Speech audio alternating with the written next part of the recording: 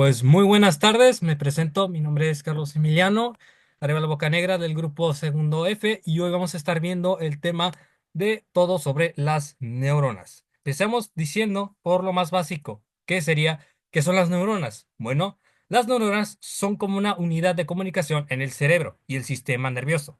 Esta célula es encargada de enviar y recibir y procesar información para que nuestro cuerpo funcione. Y vamos a ponerlo con un ejemplo básico y cotidiano. Imaginemos que las neuronas son como cables eléctricos, de esos de cualquier aparato electrónico. Llevan a mensajes entre un interruptor, que es el cerebro, y una lámpara, que es el músculo o parte del cuerpo. Y si apretamos el interruptor, la señal viaja por el cable y la lámpara se prende. Básicamente sería un ejemplo bastante cotidiano y muy rebajado para este nivel. Proseguimos a las estructuras de las neuronas. En este caso, aquí analizaremos cada parte que conforman las neuronas, empezando por el soma, que el soma es el cuerpo o celular. Esta es la parte principal de la neurona. Ahí, ahí se produce la energía principal para el funcionamiento de la neurona. Y pasamos a la siguiente. Las dendritas son prolongaciones que salen de distintas partes del soma y tienen la función de recibir impulsos de otras neuronas y enviarlas hasta el soma. Por ejemplo, aquí vemos que la estructura de las dendritas son como una especie de raíces, seguido de aquí, que es el soma, que parece como un huevo estrellado, en pocas palabras, y aquí alberga el núcleo. El núcleo, después aquí pasamos a la funda de mielina, que está en la siguiente parte pero pasamos primero al axón. El axón es una parte de las células nerviosas, las neuronas que transportan los impulsos nerviosos desde el cuerpo y estos se encargan de transmitir la información. Vamos a la siguiente parte, que otras partes, como bien mencioné, es la vaina de mielina. Es una capa que recubre el axón para que las señales viajen más rápido, se encuentran en el sistema nervioso de los vertebrados, formando una capa gruesa alrededor de los axones que permiten las transmisiones de los impulsos nerviosos. Finalmente pasamos a la terminal sináptica. Es el extremo de la neurona que libera señales químicas para comunicarse con otras neuronas. Y ahora sí vamos a pasar a una pregunta que les quiero hacer. ¿Qué significa sináptica?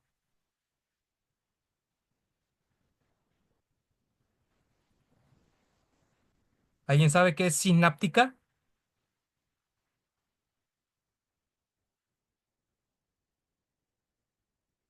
¿No saben? Bueno, les voy a decir.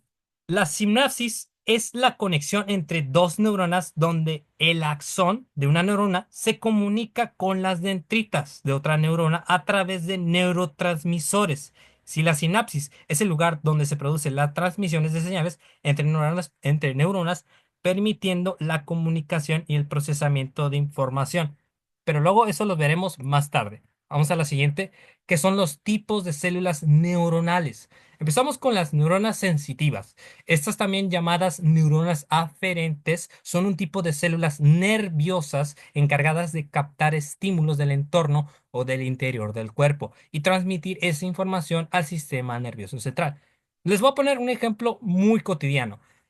Si tocamos una estufa caliente, las neuronas sensitivas en tu piel detectan rápidamente el calor y el dolor que sentimos y envían esa información rápidamente al cerebro desatando una respuesta para una acción espontánea. Que cuando te quemas con el comal dices, ¡ay, güey! Básicamente, esa es una reacción natural de la neurona. Ahora sí pasamos a la parte 2 que son las motoras, también llamadas neuronas eferentes, estas células nerviosas que transmiten señales desde el sistema nervioso central o CNC. No se olviden de esas. Cerebro y médula espinal, hacia los músculos, órganos o las glándulas del cuerpo. Otro ejemplo cotidiano es cuando decidimos caminar. Básicamente las neuronas motoras envían señal desde el cerebro a los músculos de las piernas para que se contraigan y puedan generar el movimiento. Incluso con los dedos, con el movimiento más simple se generan esas células motoras.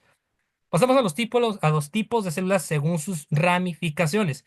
¿Y qué piensan cuando escuchan la palabra ramificaciones? ¿Qué escuchan cuando es ramificaciones?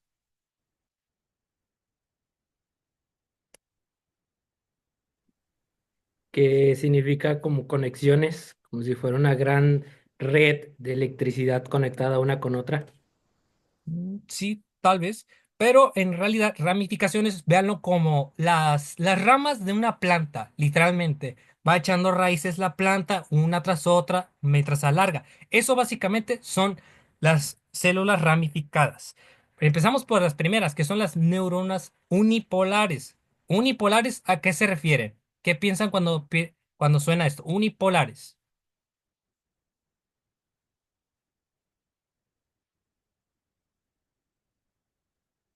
Bueno, miren, les explico. Significa A ver. que solo es de, de un lado, que solo tiene una como una conexión. Sí, exacto. Solamente tienen una ramificación. Por ejemplo, las neuronas unipolares estas son neuronas que tienen una única prolongación desde el soma, la cual actúa tanto como dendrita para recibir señales que el axón para transmitirlas.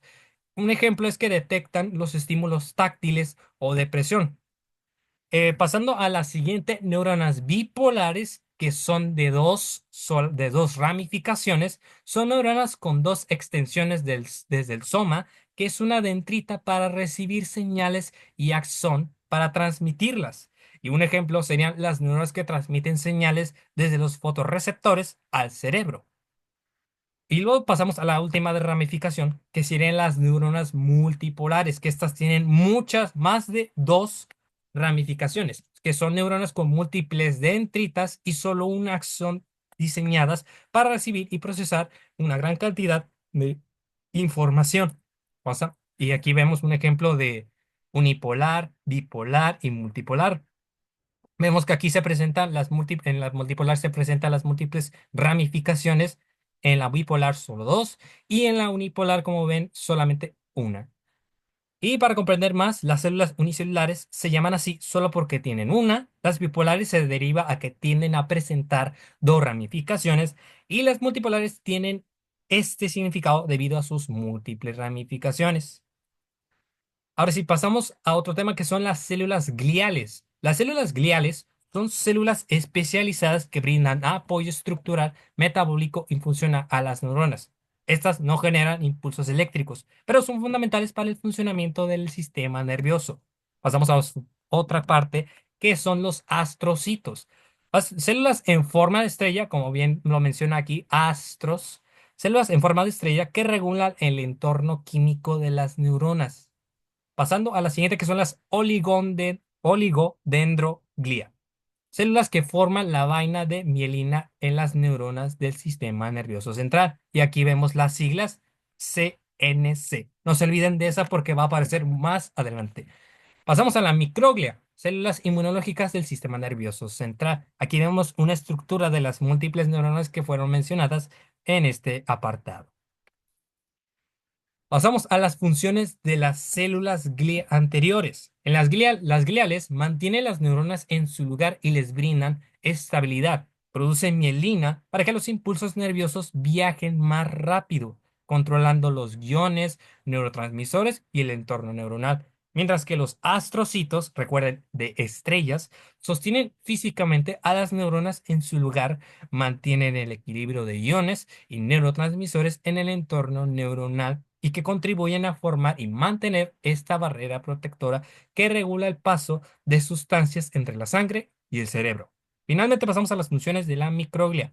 Estas actúan como las células inmunes del sistema nervioso central, eliminando bacterias, virus y otros patógenos que eliminan desechos y promueven la reaparición del tejido nervioso. Básicamente las microglias nos defienden a cada rato, en pocas palabras. Ahora pasamos al tema más importante y detallado, que son las sinapsis. ¿Alguien sabe qué es la sinapsis? ¿O alguien? Tiene que ver algo con la conexión ¿La conexión de qué? mm, de las neuronas con la dendrita, parece ser. Sí, sí, más o menos, pero vamos a explicarlo en este tema. ¿Qué es la sinapsis? La sinapsis es el punto de comunicación entre dos neuronas, como bien dijiste, o entre una neurona y otra célula, como una muscular o una glandular, y es esencial para que las señales nerviosas se transmitan a través del sistema nervioso central. permitiendo el funcionamiento del cuerpo y el cerebro. Ah, y les quiero dar un recordatorio, y es que en la sinapsis, la dendrita y el axón no se tocan. Básicamente, estos se mantienen separados, no importa qué. Pasamos a los tipos de sinapsis. En este, como ven, ya viene una miniatura de los tipos de sinapsis que veremos. Y empecemos por la axodendrítica, axón y dendrita. Este tipo de sinapsis ocurre cuando el axón de la neurona presináptica hace contacto con las dendritas de la neurona postsináptica. ¿Alguien sabe qué significa el término post?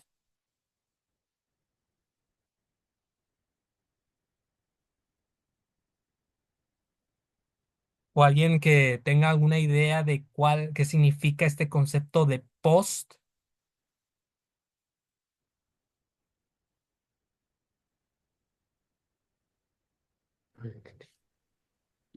Mm, pues tiene que ver con la parte de una membrana, la membrana de una célula. Bueno, mira, el término post básicamente es posterior, posterior a la sinapsis, que es la sinapsis más común en el sistema nervioso y su función principal es transmitir señales desde una neurona hacia otra. Un ejemplo de esto es que durante una respuesta de estrés, ya sabes, cuando nos lleva mucho estrés en el día, esta sinapsis puede regular la cantidad de adrenalina que se libera ajustándolo. Por ejemplo, aquí vemos las estructuras básicas dependiendo de la zona de contacto. Pasamos a la axosomática. En esta sinapsis, el axón de la neurona presináptica hace contacto directo con el soma, que es el cuerpo celular, de la neurona postsináptica. Dado que el soma es el centro donde se genera el potencial de acción, esta conexión tiene un impacto más fuerte y directo sobre la actividad de la célula. Un ejemplo es en el sistema nervioso central, que estas sinapsis son fundamentales para evitar que las neuronas se activen en exceso, lo que puede prevenir problemas como convulsiones, o sea, problemas más graves. Pasamos a la dendodendritas. Es una sinapsis menos común en la que dos dendritas de neuronas diferentes hacen contacto directo entre sí. Estas conexiones permiten una comunicación bidireccional, donde ambas dendritas pueden enviar y recibir señales. Y un ejemplo es en la retina del ojo. Las neuronas ganglionares utilizan esta sinapsis para procesar información visual antes de enviarla al cerebro.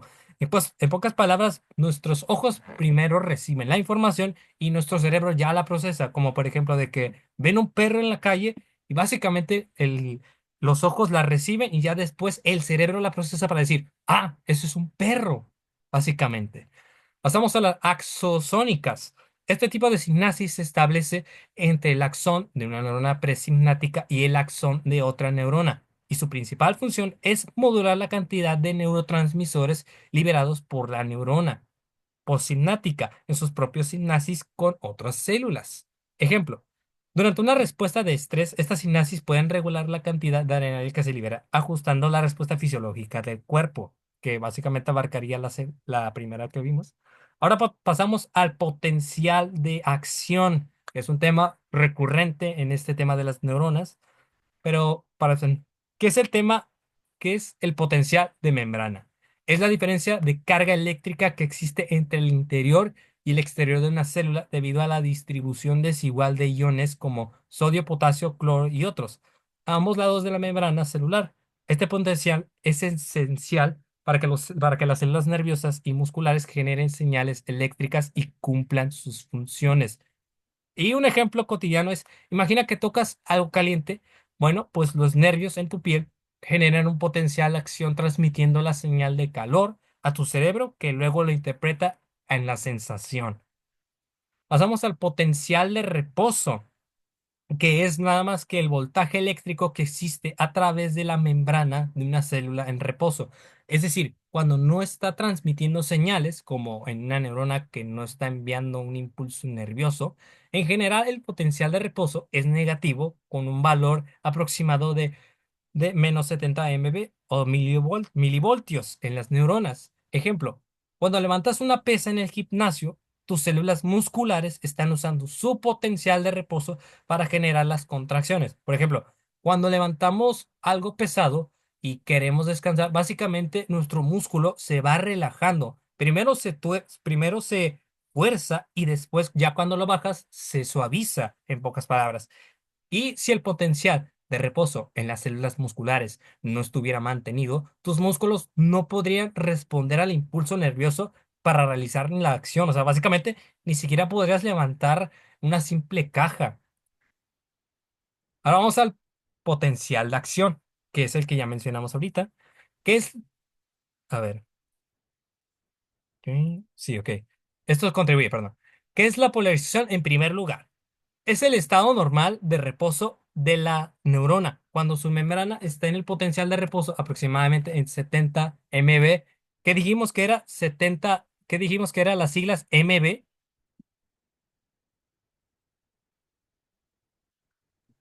Milivoltios. Ándale, muy bien. En este estado, el interior de la célula es más negativo que el exterior debido a la distribución desigual de iones. ¿Cuándo ocurre la polarización? Bueno, esto ocurre durante el reposo antes de que la neurona reciba un estímulo. Ejemplo, cuando estás tranquilo y en reposo, por ejemplo, sentado leyendo un libro, tus neuronas están polarizadas, están en su estado de reposo, listas para activarse si ocurre algo que requiera atención, como escuchar un ruido fuerte o sentir una picazón. Por ejemplo, en este tema del reposo, básicamente tú cuando estás haciendo ejercicio, ya sea caminar, correr o lo que sea, y te tomas un descanso, básicamente tus neuronas se ponen en descanso, no hacen nada y simplemente están ahí quietas. Ya para cuando se reactivan de nuevo se llama repolarización, que lo veremos en unas siguientes diapositivas. Despolarización es el proceso en el que la membrana de la neurona pierde su polarización, es decir, el interior de la célula se vuelve menos negativo, más positivo, porque los canales de sodio se abren y el sodio entra rápidamente al interior de la célula. ¿Cuándo ocurre la despolarización? Bueno, ocurre al inicio de un potencial de acción, cuando un estímulo alcanza el umbral, generalmente alrededor de 55 milivoltios. Esto provoca un cambio abrupto en el voltaje. Y por ejemplo, volvemos con el tema de tocar cosas calientes. Al tocar algo caliente, como una taza de café recién servida, las neuronas sensoriales en la piel detectan el estímulo. Esto provoca una despolarización que genera una señal eléctrica que viaja hasta tu cerebro, alertándote del calor y haciéndote retirar rápidamente la mano. Ahora sí, vamos a la repolarización. Es el proceso en el que la membrana vuelve a su estado de polarización original. Después de la despolarización, los canales de sodio se cierran y se abren los canales de potasio, permitiéndole que el potasio salga de la célula. ¿Y cuándo ocurre la repolarización? Ocurre inmediatamente después de la despolarización para restaurar el potencial de membrana hasta los valores negativos.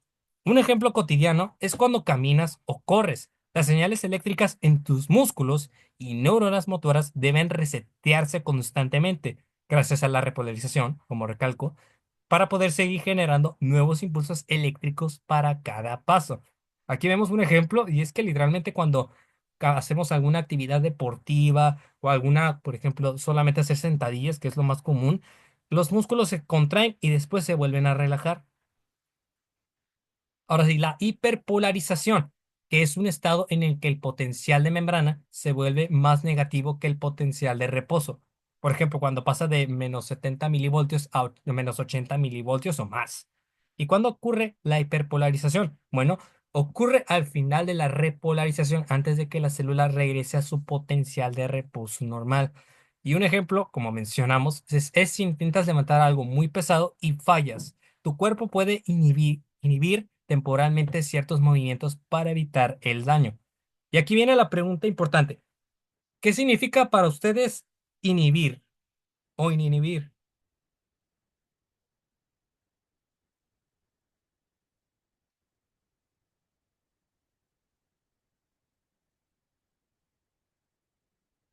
Impedir, Ujú. A ver, otra definición. eh, que se llega a reprimir en algún caso o no se llega a cumplir. Sí, exacto. De hecho, significa reprimir frenar o evitar o limitar la acción más que nada. Y recordatorio, el potencial de acción no ocurre si la despolarización no se alcanza los los menos 65 milivoltios. Ahora sí, vamos al siguiente tema que son los potenciales excitadores postsináptica, o sea, PPEP, y potenciales inhibidores, PIP. El PEP es una despolarización de la membrana postsináptica que ocurre cuando la célula recibe neurotransmisores que aumentan la probabilidad de generar un potencial de acción. ¿Y cómo ocurre? Los neurotransmisores excitadores, como el glutómato o la acetilcolina, se liberan desde la célula presináptica.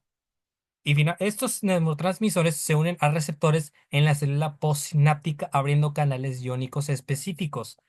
Y un ejemplo es cuando decides mover el brazo. Las neuronas motoras en tu cerebro, perdón, generan PEPs en la sinapsis que controlan los músculos del brazo.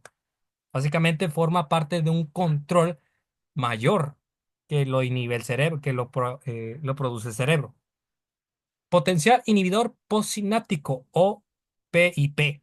Es una hiperpolarización de la membrana postsináptica que ocurre cuando la célula recibe neurotransmisores que reducen la probabilidad de generar un potencial de acción. ¿Cómo ocurre? Bueno, los neurotransmisores inhibidores como el GABA o la glicina se liberan desde la célula presináptica. Estos neurotransmisores activan receptores que abren canales iónicos para el cloro o potasio. Un ejemplo es cuando estás en reposo, las neuronas inhibidoras en tu sistema nervioso generan PIPs, perdón, para evitar que tu cuerpo reaccione de manera exagerada a estímulos insignificantes. Por ejemplo, que cuando te hacen cosquillas de que tal vez te puedes mover de manera descontrolada solamente por una simple cosquilla. Bueno, básicamente estos evitan que pase eso, que reacciones de manera exagerada a estímulos chiquitos. Ahora vamos a la conducción axónica. Bueno, y ortodrómica y antidrómica. La conducción axónica es el término general que describe cómo se propagan los potenciales de acción a lo largo de una acción, ya sea minializando o no minializando. Pasamos a la conducción ortodrómica. Es un subtipo de conducción axónica en el que el potencial de acción se propaga en la dirección fisiológica. Y luego sigue la conducción antidrómica. Es un subtipo de conducción axónica en el que el potencial de acción se propaga en la dirección opuesta a la normal. En una neurona sensorial viajará desde el axón hacia el soma. En una neurona motora viajará desde los terminales axónicas hacia el soma. Y aquí podemos ver la estructura de la conducción del potencial de acción. Aquí vemos aquí tipos de conducción, ortodrómica, antidrómica. Y finalmente, llegando a las conclusiones. Las neuronas son sin dudas la estructura de nuestra vida y de nuestra mera existencia. Claro, son el claro ejemplo del puente entre el cuerpo y la mente. Estas células, aunque prácticamente no las vemos, tienen un gran impacto profundo en cada cosa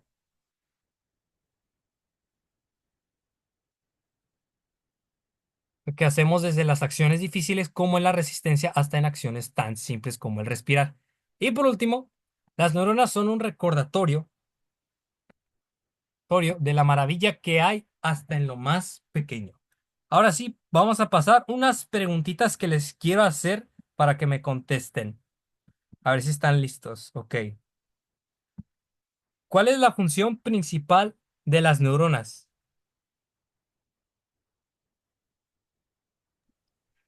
Recibir señales o información. Y que la llegan a procesar para beneficiar a todo el cuerpo en este caso. Ok, muy bien. Ok. Pasamos a la siguiente pregunta. ¿Cuáles son las tres partes principales de una neurona?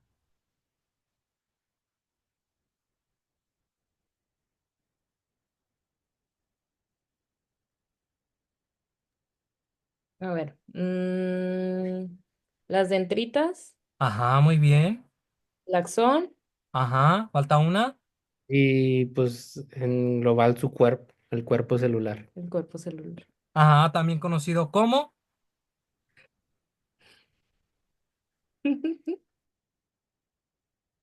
también conocido como, es la palabra sopa, pero le quitas la P. Los somas. Soma, ándale, muy bien. Ok, la siguiente es, ¿qué es la sinapsis?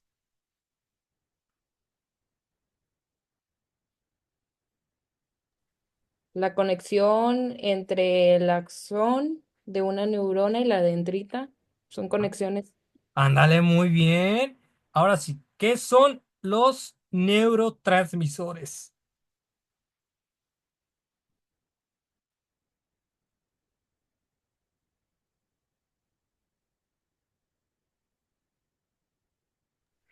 Son los que llegan a transmitir la información entre las neuronas.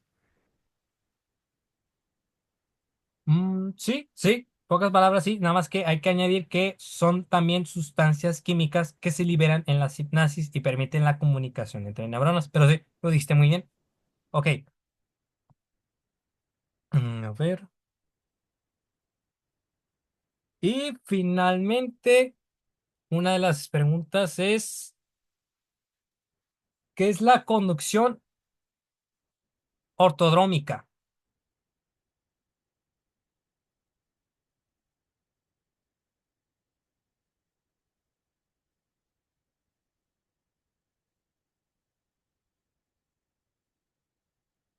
Pues son las que llegan a mandar señales eléctricas, a propagar a lo largo de todo, De de todas las todas, fibras. de todas las fibras neuronales. Ujú, muy bien, excelente. Y bueno, con esto concluimos la sesión de hoy. Espero que les haya gustado. Mi nombre fue Carlos Emiliano Arevalo Bocanegra. Me despido.